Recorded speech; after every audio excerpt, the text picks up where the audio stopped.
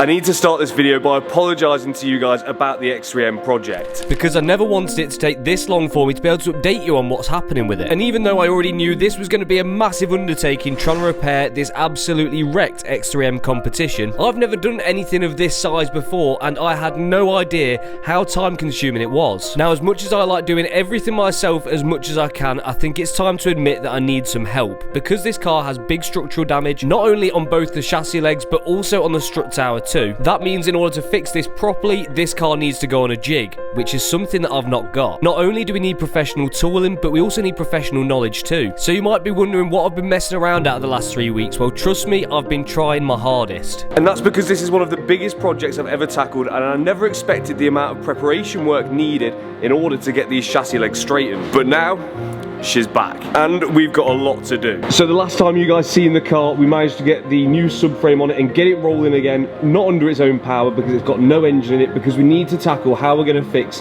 this bent chassis leg, this one, the hole in this strut tower, and also this inner wing as well. So we brought it to Evolve to get it onto their jig, to get those parts straightened out, but it's not as simple as just putting on a new chassis leg. Because you need parts. Lots of parts. We need all of the body panels and everything that we're going to need to bolt this car up, to be able to check if our panel gaps are going to be right and to make sure whether everything's straight. So in this video, our aim is to get this car straight again, ready to start being reassembled so we can finally get it back on the road. But there's so many parts that it's been ages since I've took out, including the full interior, dashboard, and also the engine as well. I'm questioning whether I'm even going to be able to put this car back together at this point. But there is only one way to find out, and that's getting stuck right into it. So now the X3M is at Evolve, and they are now mounting it on their jig to try and straighten out these chassis legs. Now, BMWs are a little bit awkward with this because they take a specialist tooling for the specialist tooling to mount these onto a jig, which luckily we've got, so with the jacking points removed, they can be mounted up. Then it's straight off with the subframe, which we fitted in the last video. Now, this is only holding with 5 bolts out of the 6 which are required. Because one of the legs is so bent, it's about 3 inches off where it needs to be. So once we've got the steering rack disconnected and all 5 of those removed, we can then go back up top and remove the top mount bolts, which will then mean that all of that is free from the car. Now, while I'm down here, I've basically been given the job as an apprentice, so I'm going to be doing all of the work, which isn't that specialist and you can't really mess up, whilst the professionals are going to tackle the important bits. So after I've been shown what to do in the most foolproof way possible, I can then start removing some of the seam sealer from the car to reveal some hidden bolts, rivets and spot welds.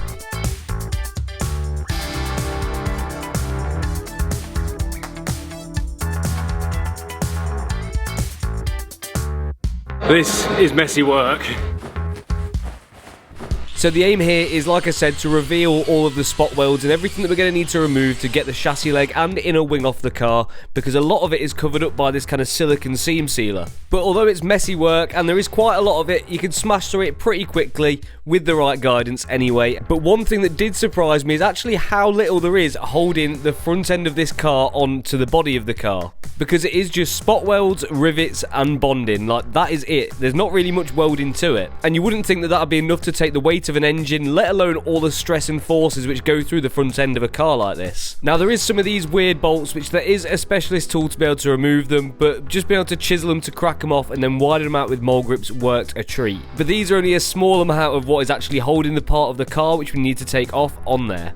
Now, you might have seen in the intro clips that we've actually got a complete replacement leg and strut tower, which comes as one complete unit from BMW, which is ideal really because it means much less faffing around with welding, bonding, riveting, all of that stuff.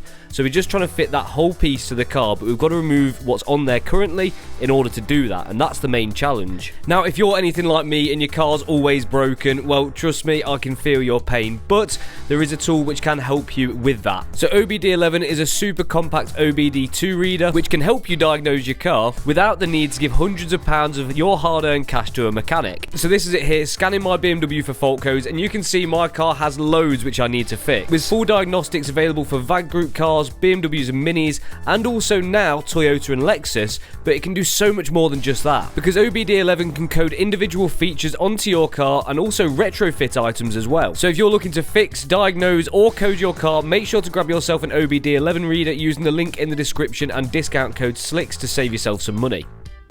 So we're slowly working our way through getting this inner wing off, which is coming, but we're going to have to remove most of the chassis leg, I believe, to do so. The sort of metal this is made out of is making it super hard to drill out the spot welds, but slowly we are getting there. Now I've got a couple of bumpers for the X3 here, we've got new wings and everything sat over there, but I have to thank Cinetic for lending me this bonnet because I've got one on order from BMW but it's not shown up yet, and we're going to need this to line the car up. So I'll have to return that back to them once we're done with it, but I have had loads of parts off them in the past, so if you do need any parts that you're struggling to find, Cinetic are always a good shout if you're stuck. But back to this. We've got a whole load of more drilling and cutting to do. And although on video this looks like a relatively quick process, let me tell you it's not. It's long, it's tedious, and I've had to cut it down so much to make an even vaguely entertaining video, or do the best I can to. But it's all for a good cause, and the end goal is getting closer to being in sight, because this car deserves to go back on the road. Now, it is the weekend, which means normally I would be working my arse off to finish the work and the video to get you guys a video out on Monday, but because we're working with a company which obviously shuts on the weekend, we've got to conform to their working hours, which makes things a little bit difficult. Hence why this video is a little bit late. But I thought I would take this opportunity to show you guys what I've been doing the last 3 weeks to help get this X3M back on the road as soon as possible. So you've seen some of the parts which we've got already, which are from BMW. I've ordered all the panels, so the bonnet, which hasn't shown up yet, the wings, and a bunch of the structural stuff from there, because you want all that to be perfect and to have as little prep as possible. We are trying to do this on a budget, which does mean trying to hunt down second-hand parts, which we have managed to do. So you join me in what is essentially a garage full of parts. So this is a mixture of parts which will be going back on the car and new parts which we bought too. And a lot of these came from a lad called Connor, who you guys tagged me in his post loads, and the opposite way around too, which I really do appreciate. And he sorted us out with a bunch of little bits that we're going to need, which should have saved me quite a bit of cash. So he had a non-fault mishap happen in his car, meaning that his car got written off and he bought it back from the insurance to break it for parts. So these are the original downpipes off the car, which you'll be glad to hear aren't going back on, but we have got a new wing mirror, a new pair of grills here, we've got something else which we'll come back to in a second, some of the charge pipes, and just a bunch of little parts which we knew we were going to need, but would have just ended up totaling a ridiculous amount of money to buy them from BMW. Some stuff like a new turbo actuator, a bunch of the charge pipes, and silly little bits like the washer fluid bottle hose neck. Also a new windscreen scuttle and a new centre console, rear seats, the front seats as well, which are at my parents' house. So although it was really unfortunate what happened to his car, it was helpful that you guys managed to put me in contact with him, and we managed to get some bits sorted to put my X3M back on the road. But unfortunately the airbags were set off in his car, meaning that his dashboard was no good, so we couldn't get one from him. But I have managed to source this one here, which is from a seller on eBay, which I actually got the subframe from too. And the dashboard itself looks pretty decent, but unfortunately another couple of parts which I bought off him were not so honest. So please excuse the mess in here, by the way, it's getting awful, we need a lot more space. But this is the dash frame which we need, obviously, because my one has all of the brackets bent, and let me tell you, it should not do this. And the reason it's doing that is because the welds have snapped on this one here as well, so it's obviously a weak point on these cars. Now unfortunately I didn't realise this when he dropped it off, and I did ring him up and he offered me a refund, but unfortunately now it's completely ghosted me and doesn't want to refund me the £250 which I paid for that dash frame. And also off him as well we got this new heater box, which also, again, this is really my fault, I should have checked these better, but again, is not perfect. So we may be able to make this one work, but it just goes to show you need to be careful when buying these parts. I made a mistake here, don't make the same mistake as me, and make sure you check the parts that you're buying off sellers, especially when it's not through eBay, because obviously I bought the frame. But all this stuff here I bought through him privately, and now he doesn't want to know about it. So not the best seller in the world, but these things do happen, so just learn the lesson from my mistakes and don't get done over like I have. Make sure you check your parts over properly when you buy them. So we should more or less have everything that we're going to need to get this interior back in one piece for a start, and also a helping hand towards some of the other parts of the exterior and the engine as well. In this box here I've also got a new headlight, I've also got another one stored somewhere else. But fix-it parts are never as cool as make-it cool parts, and another part which I got from Connor is this here. This is a genuine BMW M Performance spoiler, so I think it's quite a rare part. I don't see many of these cars with these on, and I'm really looking forward to getting that on the car. Now, if you've watched the previous videos, you'll know that the turbos on the car weren't in the best health when they came off, although they looked okay. when we removed them, we realised one of the bearing housings was actually cracked from the force of the impact, which means that that should never run on that car. Litco, who is a UK-based turbo remanufacturing company, I believe I'm right, actually got in contact with us and they said they want to do some work on the turbos, which I was more than happy to oblige to.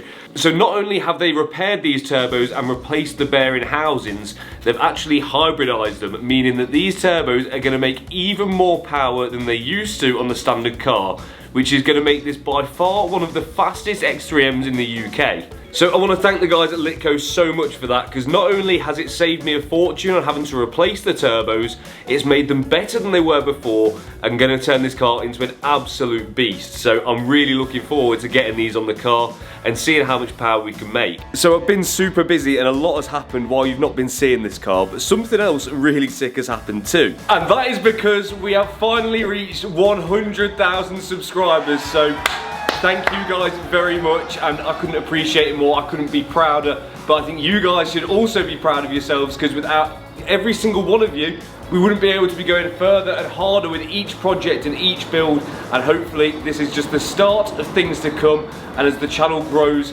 so are the projects, and they're going to get more and more ambitious. Now, I'm currently working on something to celebrate this milestone, but in the meantime, Machine Mart have also wanted to thank you guys too. Because you may have noticed they've been helping us out quite a bit with some of the tooling in the garage to help us do more ambitious projects. But they just love everyone DIYing their cars, so they want to help you DIY your car at home. So they're going to be giving away to one lucky winner a bundle to help you do exactly that. So we're going to give you this toolkit, a jack and axle stand and wheel chock set, so you can get spannering on your car at home. Now, to enter in to win this, it could not be easier. All you've got to do is go to my Instagram, which is chris.slix, and there's going to be a post put on there tomorrow. So this video is uploaded on Wednesday, it will be up on Thursday. So all you've got to do to enter is make sure you're following me, Machine Mart, who are going to be tagged in that post, and comment 3 people who you think could also use a toolkit as well. And then on Boxing Day, I'm going to randomly pick one lucky winner who's going to receive that bundle. Thanks very much to Machine Mart for celebrating this with us. Thanks very much to all of you guys at home. But now let's get back to work on the X3M. But now we've drilled through all of those toughened steel bits made out of, it's something called boron steel actually. I never knew they made metal out of biscuits, but anyway, we now have all of the spot welds removed in order to get this chassis leg off.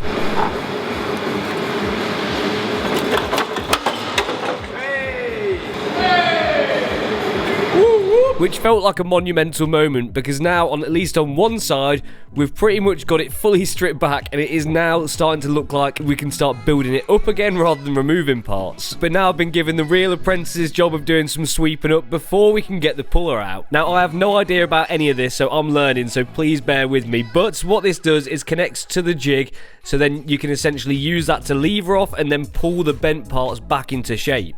So the first thing that you have to do is attach something to pull off, and the best suited thing on this panel in particular was this sort of clamp. And once that's on there, you then connect the chain which goes onto the puller, and then you can pull them back out. Which doesn't seem too complicated really, but it's getting to this stage which makes it challenging. But this can be slightly dangerous because obviously that chain's under a lot of tension, so it's important to make sure that that safety rope's in place in case stuff like this happens. Now, unfortunately, I did break the inner wing, but it doesn't matter anyway because that's the panel that which we're replacing. So, luckily, that's about the best place it could have broken. Now, I think I understand this right. The reason why we pull these areas before removing them is because you want to make sure where the new part is going to mount to is perfectly straight and flat, and the new piece is going to sit as it should. Because if even one bit of this is a few mil out, it means that our panel gaps might never be right again. So, we want to make sure that this is absolutely perfect. So we can now remove the last bits which are spot welded to the body of the car, which are going to be replaced by our new parts. But our plan for the other side of the car is very different. Because the damage on this chassis leg is nowhere near as severe, these guys reckon it can be saved. So we can attach the puller back to the jig and strap it around the chassis leg just to tweak it back to where it needs to be. Now the reason why we want to do this now is because when we fit up the new chassis leg on the other side, we need to be able to make sure that our crash bar fits and our subframe fits to know that everything's lined up right. Now the only bit after this that needs doing on this side is on the end. There's a slight crack around the edge of it which does need to be repaired. It's not gone all the way around, but it will need welding up.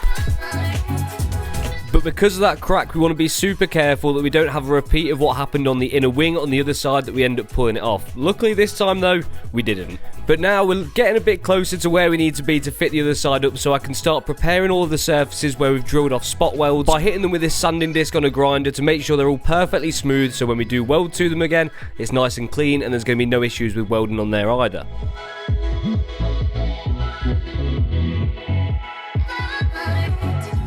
I'm sure you guys can now see why I need professional help in doing this, because there was no way I was going to be able to do this in my garage at home on my own.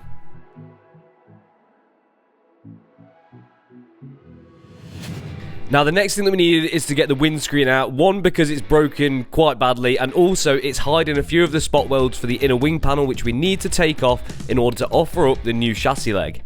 So now we can drill out the last final spot welds that hold that inner wing panel on, but I did want to take a preventative measure by removing the heads-up display screen to make sure that this doesn't get damaged in any way, shape or form whilst we're installing this new chassis leg or transporting the car. But now, after days and days of drilling and cutting, we can now offer up this new chassis leg which we got from BMW, and it looks a lot better than the old one. I think that's pretty safe to say.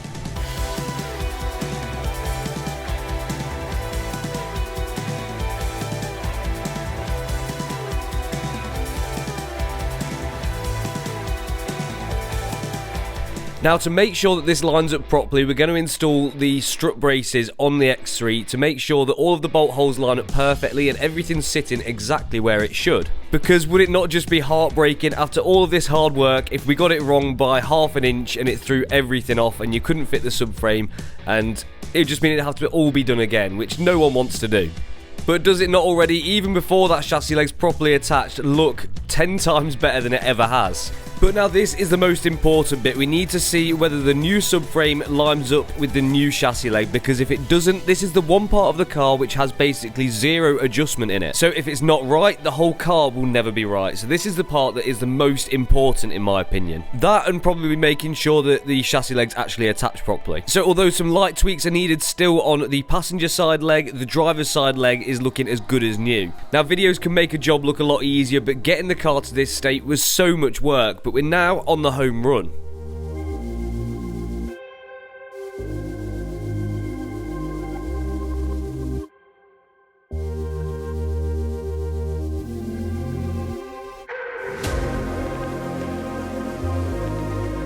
Well, I think it's safe to say that is a step in the right direction. We've got the new chassis leg in place and the subframe mounted up, and well, I'm going to be straight with you. This is so much more work than I thought. I knew it was going to be a lot, but we are now on day number 5 of doing this. Bear in mind, these guys have got other jobs going on. This is not their sole project, but it's a biggie, and this is not something you want to do at home. At least now we are on the right track and we're heading in the right direction to getting this car back on the road and hearing it run for that first time with the engine back in. And I've got a nice surprise for you for when we do. But I don't want to get too excited just yet because there's still so much more work to do on this car. But I can now start to envisage the engine going back in and this being a complete car again. I'm still nervous as to whether I'm going to remember where everything goes, but we've done our best to stay organised. And if we hadn't have done that, I think we'd have definitely been screwed. And I also want to apologise to you guys who have been waiting for the update on the X3M. It's just took so much longer than what I expected, and it's not been an easy task getting it to this point, getting all the parts I needed and making sure that we've got everything in order to do this job. It's not so straightforward, I promise you, but we're getting there now. We're making steps in the right direction. So I want to thank the guys at Evolve for having me here, letting me come down and film and lend a hand, and also for doing the job for me on such short notice too. But here's my plan. I'm going to leave these guys in peace for a bit because they've probably had enough of having me around while they're trying to work, and they're going to start to button up the X3M chassis leg and get everything else in ship shape, ready for the engine bay to be painted. And while they're doing that, I'm going to finish off on the R8 and get back down here for the weekend, ready to paint this engine bay, ready for the next video. But for now, if you have enjoyed this video and you're enjoying the X3M project, don't forget to subscribe to the channel if you're not already, like this video, and I'll catch you next time.